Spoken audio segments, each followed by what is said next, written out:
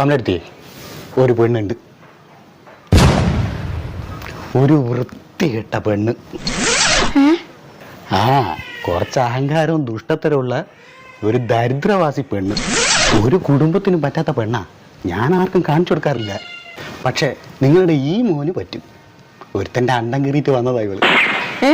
എന്ന് വെച്ചാല് ഒന്ന് കെട്ടിയിട്ട് ഡൈവേഴ്സ് ആയതാന്ന്.